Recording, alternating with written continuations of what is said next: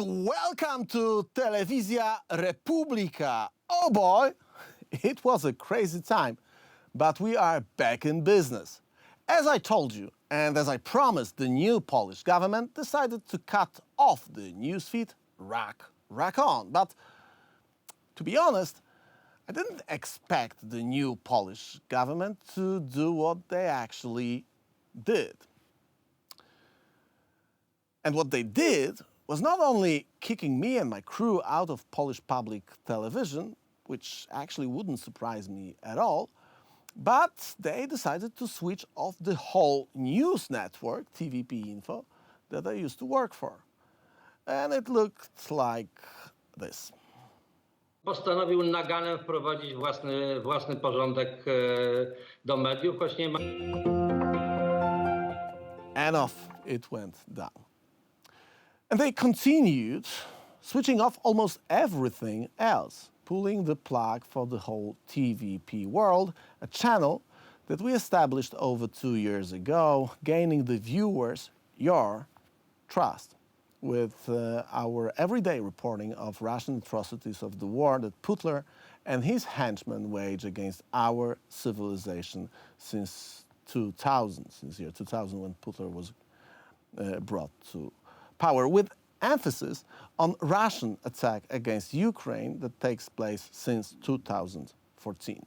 You may believe it or not, as probably I wouldn't believe if someone told me this, let's say, a month ago, that TVP World offices were actually raided by the police before the channel went dark. Those are the pictures of police approaching TVP World offices. But that's far behind us. We are moving to another chapter. For almost 2 weeks, we are in a brand new place. We are in TV Republika, a relatively small private TV station that skyrocketed in viewership ratings the moment when the new Polish government switched off Polish public TV. That day, and in the days that followed, we moved to this place, climbing up in the Polish viewership ratings in Polish market from position number 10 to position number 2. And as I speak to you, we are the second biggest Polish news network. And as we did during our times in TVP, here in TV Republika, we will continue to report in English, targeting our international audience in the US, Canada, Great Britain, Australia, and every other place in the world where our viewers might be. And we know that you are there thanks to your activity on rackrakon.com. That's our website. We have reached out to you via this website and emails that you left us, but we encourage you to click and subscribe the TV Republika YouTube channel that we are going to use to reach you. And we promise to deliver you a daily dose of Rackrakon, but not only this, we will come back with some new proposals, new faces, and everything that is needed for you to know what's going on as this war that we are all interested in continues. And it really does, as we have found out over the span of the last 48 hours. Another barrage of hypersonic missiles, rockets and bombs were sent to kill people in Kyiv and Kharkiv. The scale of this attack could be only matched by the first missile attack on Ukraine and missile attacks on Ukraine that we saw when the new phase of this war broke out in February 2022. That's how Kyiv and Kharkiv looked like on the videos released by several online outlets. Пошкоджено великий кратер, знаходиться за мною. 10 метрів від дому впала уламок ракети. This Russian attack on Ukraine was so disturbing that Poland had to use its own F-16s in order to ensure the safety of my country, Poland. As you probably know, last week, a Russian missile entered the Polish airspace and left it, coming back to the territory of Ukraine. But it shows how close this war is actually to the NATO borders. Here's a CNN reporting on using 2 pairs of F-16s by the Polish Air Force. As those kind of things happen, the geopolitical discussion is on. According to Jack Wetling, the war in Ukraine is not a stalemate. When we look at the text, it's pretty obvious that according to the author, as he argues, both Ukraine and Russia are rebuilding their offensive capabilities with the coming months, crucial for the conflict's trajectory. The West faces a pivotal decision. Either support Ukraine, enabling it to defend its territory and prepare for future offensives, or risk giving Russia an irrecoverable advantage. Ukraine's lack of trained personnel and material shortages, including artillery and ammunition, hinder its ability to conduct effective offensives. The article on the website that we showed stresses the need for Western continuity of using and committing the long-term support to Ukraine, maintaining regional stability and deterring Russian aggression. As we read in the article, and that's a quote, if the United States asks its partners to make concessions to Russia to obtain a token ceasefire, 2 things will happen. First, Russia will persistently breach the ceasefire, as it did with all the previous things in 2015 Minsk agreements, while rebuilding its military to finish the task of occupying Kyiv.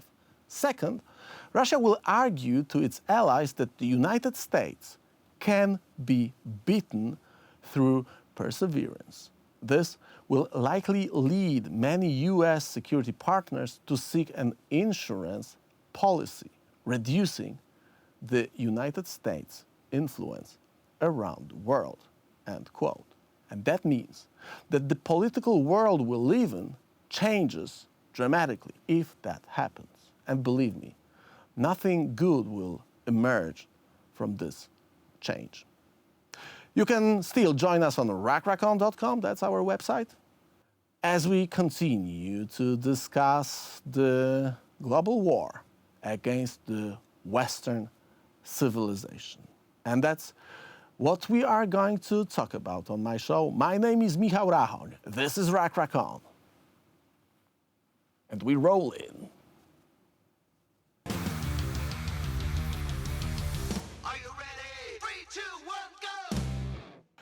And our guest tonight, in the first edition of the new series of Rackracon We Roll In, because that's the new title of the show, is one and only Chuck Pfarrer, legendary Navy SEALs Team 6 commander, military expert, and a great friend of our show. Chuck, great to see you again. Happy New Year. Happy New Year, and I'm glad to be back.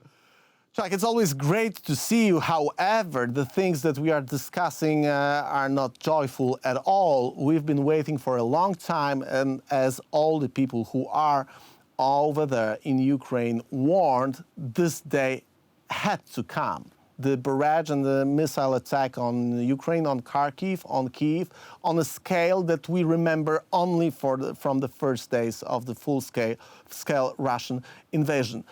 What do you make of it? Why did it happen? And what's the reason for which we haven't seen this kind of attacks for a very long time? Well, it really could have been a tantrum thrown by Vladimir Putin. You remember he lost another warship in an attack on a Crimean port. What followed over the Christmas and New Year's holiday, he launched 300 missiles and 200 drones at Ukrainian civilian targets in 5 days. So it's always good to keep in mind, he didn't send these cruise missiles, these drones, these ballistic missiles, he didn't target them at the front line. He didn't try to break up the Ukrainian forces in Avdiivka. He aimed at shopping centers, apartment buildings, and metro stations. It didn't really work out the way that he wanted. only 30% of his missiles came through to the target. 70% were shot down. And here's a really interesting statistic. 100% of his Shahed drones were eliminated. You go to the top of the Russian food chain, his hypersonic Kinzhal missile, 100% of those were shot down. So it must have been a very frustrating weekend for Mr. Putin, although it was a tragic one for Ukraine.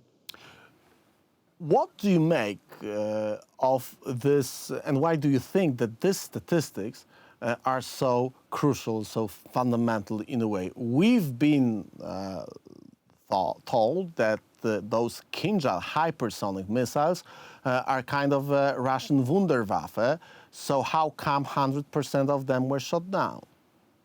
Well, it's Putin who calls the Kinzhal a hypersonic missile, a hypersonic weapon. You know, today when we talk about hypersonic weapons, the real ones, they're one of two kinds. They're either hypersonic glide vehicles, meaning they fly at 5 times the speed of sound and they maneuver around, or they're hypersonic cruise missiles, which means they are cruise missiles, but they are extraordinarily fast. The Kinzhal is neither one of those things. It is technically called an aeroballistic missile, meaning it is a ballistic missile that's dropped from an airplane. Okay, this was technology that the U.S. experimented with and abandoned back in the 1980s. So technically, the Kinzhal is hypersonic in that it flies faster than Mach 5. But at the same time, you could call Hitler's V-2 a hypersonic missile because it flew at more than Mach 5. It's definitely been a disappointment, technically, for Russia. And interestingly enough, there have been 2 attacks, May 16th and on the May 16th and before on May 2nd. Kinzhals were aimed specifically to hit Patriot batteries that were defending Kyiv. Both cases, absolute wipeouts. Every Kinzhal was destroyed. Do we know what weapons were used to destroy Kinzhal missiles? I'll come back to the Shahed drones in a second, but this is interesting in the context of what you just mentioned, the things that we discussed in the early summer or late spring last year. Well, in the case of the Kinzhals, it is almost universally Patriot missiles that are intercepting them. There's another, you have to separate the myth from the reality of the Kinzhal. The Russians claim that the Kinzhal has a 1,000-mile range, 2,200 kilometers or so. But that range includes the range of the delivery aircraft, right? In this case, MiG-31s or Tu-22s. Okay, so let's take the range of the aircraft off. You drop a Kinzhal, you push the button, you drop a Kinzhal. It can only go 460 kilometers. That's its range. That's not a long way in 21st century warfare. And again, this is an aeroballistic missile. You drop a Kinzhal, it climbs up into the atmosphere, almost to 600,000 feet, and then it heads for the ground. Now, it is not a hypersonic glide munition. It has a limited ability to maneuver, but going that fast, when it turns, the G-forces will tear the weapon apart. So it is not everything he threatened the West with. In fact, it turns out it's not very effective at all. Do you think that, because that brings me to the question of the missile that entered the Polish airspace, it was actually, I don't know if you know that, but this is the news that was broke by our station. TV Republika was the first news outlet in the world that published this information. This information was quoted by several outlets outside of Poland. But what we know now is that this missile was a Russian one, and it was officially claimed by the Polish authorities, and I understand that our allies as well. But my question is, what does it mean for you, a military expert, that we know that this missile entered the Polish airspace and then came back? Does it mean that the route that it traveled was pre-scheduled, programmed in a way, or is there another explanation of this bizarre, at least for us, people with no military experience, act? Well, I would say this. I don't want to make any excuses for Russia, so I'll go with the straightforward answer first. This was deliberate. This was a deliberate violation of Polish airspace. I don't know the trajectory precisely of the missile. I do know that Polish airspace was violated for about 3 minutes.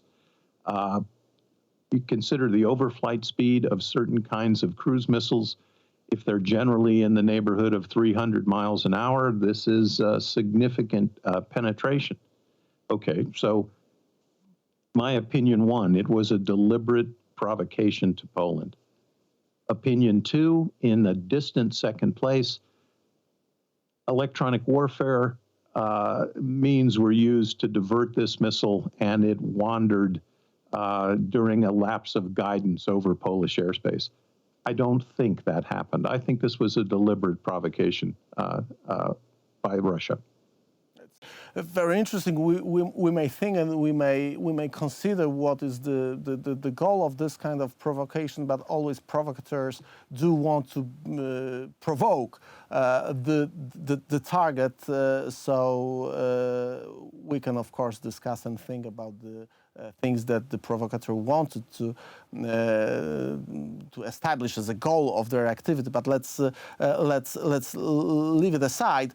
You mentioned the 100% of kill ratio of the anti-aircraft weapons of Ukraine, shooting down 100% of Shahid drones. Why Russia sends those drones? It seems to me that almost every attack they are executing with those weapons ends exactly with these numbers at this kill ratio. Well, there's parts of when these attacks are we see them as civilians. We see dozens, hundreds of missiles incoming, and it's wrong to sort of see that as this one big barrage. Right? They just fired everything they had. That's the really wrong impression. These attacks are very well planned. Russia does its best by electronics and reconnaissance to determine the location and types of Ukrainian air defenses. And then they will route various types of missiles into the weapons envelopes of Ukrainian air defense, so that even though these Shaheeds, for example, are getting shot down, they still serve a purpose in saturating Ukrainian air defenses. And they, so by sending 35 Shaheeds, even though they'll all get shot down, you're providing cover for some of your other more capable cruise missiles. So you keep the defense busy fighting those drones, and the fact that this air defense is busy doing so is gain from the military perspective for the attacker. Is that correct? Absolutely. And although Ukraine had a 70% intercept rate over the January 2nd attack, what is so terrible about that? 70% is a pretty good interception rate. But the problem is that Putin is literally shooting at high-rise apartment buildings, civilian population centers. So even if 30%, a paltry number of the missiles get through, they're still killing Ukrainian civilians. And more than 150 people were killed or injured in these attacks.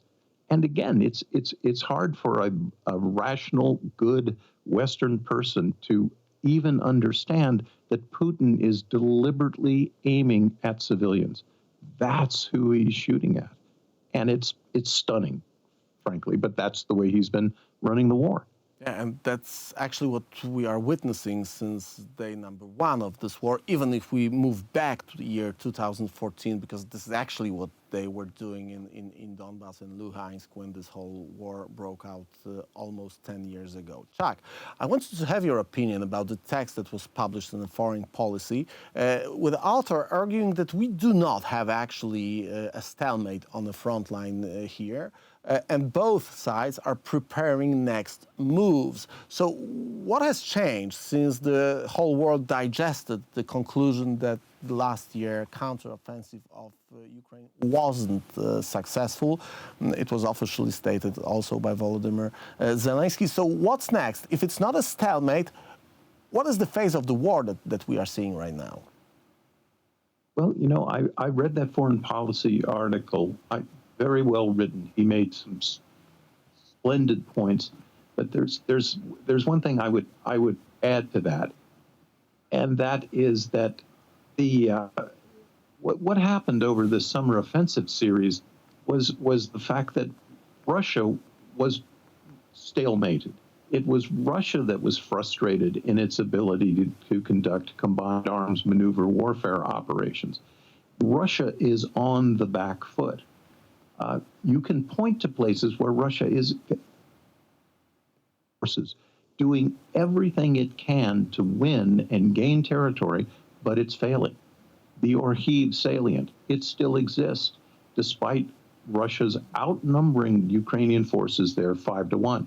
Avdiivka, Russian daily losses in Avdiivka sometimes top 1,000 people just in that one area.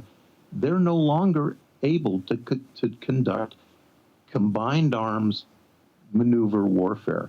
That's what happened, in my estimation, this summer.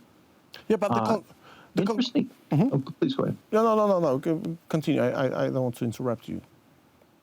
Well, there was an interesting point in the article as well. Training. It cited a British study from World War II, which still holds true today, that it takes at least 22 weeks to train an infantryman. And all the skills that an infantryman needs that a civilian doesn't: land navigation, marksmanship, survival skills, protocols, tactical, fundamental tactical SOPs, minimum training. And that's just for an infantryman, not for a specialist, not for an air defense person, not for an artillerist, a tanker. 22 weeks. We know that Russia now recruits people off the street or press gangs them. 2 weeks later, they're in Ukraine in combat. That doesn't work. That's one of the reasons, in my estimation, that Russian combat effectiveness is so down. And I see it in this death spiral. It can't get better, failing to train their soldiers. But maybe there's something that we are missing here, being a part of the Western civilization, something what is unthinkable for us, that a state can just throw the people to die over there with a full acceptance of the fact that they are badly trained or even not trained, as you just said, but just to send them to make the Ukrainians busy, killing them. But it also means that Ukrainians are dying in those places. I was stunned, as our viewers know. I had a tough time for last 3 weeks. We had to deal with some other things, so I couldn't follow every news from the Russian war in Ukraine as I do for 2 years. But I was shocked to see that on your Twitter feed, you are still reporting the Battle of Avdiivka, the one that you've been following for, I don't know, 3-4 months. So it's like an idea of war of attrition, that Russia just wants those people to die over there, only to make sure that Ukrainians will die. And since Russia is 3 times bigger in terms of human population, they count that they will succeed anyway. You've hit it right on the head. It's something that Western civilians find abhorrent to grasp. But I'll tell you, even as a trained military officer, to me, it's unfathomable.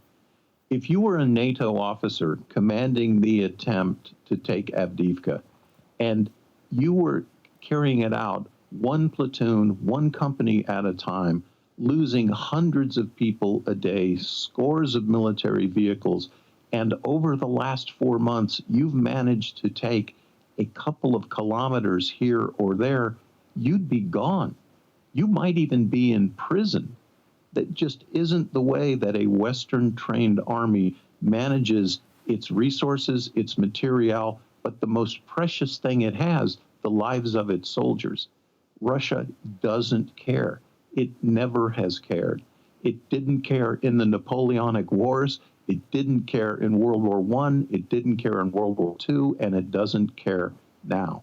And that's why weapons and artillery are so important for the West to provide to Ukraine. And I sit here saying to our Polish viewers, as a citizen of the United States, I am embarrassed about the delay getting Ukraine the tools it needs to throw the invader out. That is also a negative effect on Ukrainian warfighting. Chuck, you are the Infowar warrior right now after the years spent on the front lines as a Navy SEALs Team 6 commander, but you are in the first row of the Infowar against Russia, and probably this is a good time to say thank you from the people of Central Europe, of the NATO eastern flank, because you've raised to be a superstar of this war, sitting over there where you are located with your everyday Mriya Report reports, keeping us informed about this war. Thanks a lot, Chuck. Hope we're gonna see you again soon on TV Republika on Rack. You will. Happy New Year, friend. Thanks, Chuck. This is Telewizja Republika. This is Rack On. We're not done yet. Are you ready? 3, 2, 1, go! Usually, we would meet Matthew on Tuesday or Thursday, but since it's the first time, it's Wednesday, and Matthew Tyrmand is again on Rack On. Matthew, it looks like we are coming back to the very place that we met for the first time 10 years ago. Yeah, so 10 or even 11 years ago. I think it was 2013. Yeah. What's old is new again. We're back with Republika. The cycle of Polish politics continues. We got 2 good terms out of the conservative right wing before, the usual rigmarole of Polish electoral politics ran its course. And, PO is back in coalition with actual communists. Lewica, Andrzej Szejna as deputy foreign minister, pushing Chinese social credit scores. This is, look, at least Donald Tusk got, the first $5 billion of EU development and COVID funds released. That happened really quickly. If that doesn't tell you this whole thing is a sham, when rule of law has been more under attack in the first 72 hours of the new government than it was in 8 years of law and justice rule. And you know me, I'm not, a pure law and justice sycophant. There were its pluses and its minuses, but politics is a relative game, and law and justice handled the Polish governance quite credibly, especially on its #1 mandate, protecting Polish sovereignty from the EU, from open borders schemes devised by globalist leftists that destroy sovereignty. Which is actually going to be a #1 political issue, and actually is #1 political issue since the first hours of the new government. But because we are going to have plenty of time to discuss those things in the future months and years, probably, so we will come back to this. But before we do so, let's start from your wrap-up and your opinion about what actually happened in the media sphere, because we warned our viewers that this is gonna happen. But, to be honest, I didn't expect the new government to do what they actually did. I thought that they're going just to kick out the people that they don't like you, like myself, but they just switched off the whole TVP world. They deleted the web portals of tvp.info, tvpworld.com. I mean, they did the things that actually almost never happened in the history of Poland. Why Yeah. and what happened? I mean, first, it is like right out of 1984 and the Orwellian framework of information management. It was memory hold.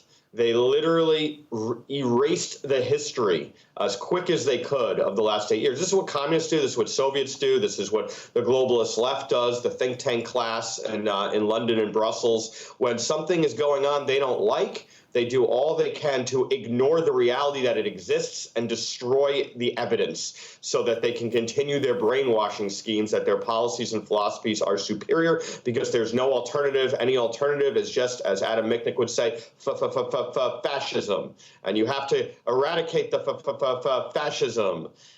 It was very, very ugly. It was shocking. We knew that our time was nigh. Because to the victor goes the spoils. I mean, this is the problem with public media in not just Central Europe and post-Soviet, post-communist Europe, but in developed Europe, Western Europe, with the BBC and in Canada and the U.S. As well, with the U.S. AGM and the BBG, the Broadcasting Governors Board, the Canadian Broadcasting Corporation. The problem is the difference is they've been held by the left consistently for generations, and we actually had some turnover and did some quite good things in launching TVP World and reforming TVP Info. But they said, you know what? Not on our watch. Political power is a muscle. They know how to use it. The ends justify the means. And here we are trying to adhere to basic common decency and rule of law. Certainly TVP had lurched to the right. That's to be expected. The right won 2 terms with an overwhelming mandate. But you know what? The thing that is really interesting here, and as you just mentioned, it is also probably a good moment to underline it. The very reason for which TVP World even existed was the will of the former CEO of TVP, which is Mateusz Matyszkiewicz, a great philosopher. Yes, a philosopher, was a president of Polish television for almost 2 years, and his idea. Hold on. Jacek Kurski was not a philosopher. He was not a philosopher. He was just a politician. But he was an international economist at the World. But Mateusz Matyszkiewicz is a person who decided to at least try to create the thing that was never actually established in Poland, and he succeeded. And the reason for which our viewers know the brand TVP World is because of his will and his management skills. So it's a good moment. The brand grew quickly. The brand, you and Philip Stachinsky, who is one of the leaders of the platform and the segment, did a great space with Peter Dornan, formerly of SIPA, now of the Foundation of Defensive Democracies. There's been New York Post coverage. The brand grew and achieved credibility. It was an English language bastion of right-wing defense against Russia. No German-style prevarication over Nord Stream and Gerhard Schroeder's actions. It was saying it like it was, with strong-minded Westerners and Central Europeans and people from all over the world speaking in English to a global audience. So it really did an important work in a very quick time. And the Ann Applebaums, and by the way, they all philosophically work for Ann Applebaum. Radek Sikorski, certainly, he's her butler. But there is a flip side of this thing. I started this the brand new season of Rakrakon with Rollin with information about what happened on the market in Poland, and I will end our discussion today at this point, at this remark. We just moved, and that's the way the free market works. Switching off both TVP Info and TVP World created huge void. Huge market void. And that means that a tiny TV, Telewizja Republika, grew by 2,600% from day to day. And from being number 10 on the Polish market, we grew to be number 2. And we are hitting the mainstream hard. And we are going to do the things that we did on TVP World also here in TV Republika with your one and only Matthew Tyrmand. Yeah, and we won't have TVP staff sabotaging our efforts to get the information out there. So that won't. Matthew, see you next week. Ladies and gentlemen, stay with Telewizja Republika. That's the way we call it in Polish. So try to find the subscribe button, click it. Most of our coverage is of course, in Polish, but we do have our coverage in English. Look for Poland daily. And we are going to come back with more, as I promised, new faces, new formats, new topics. And we are going to report from the front lines of global war against the West. Ciao!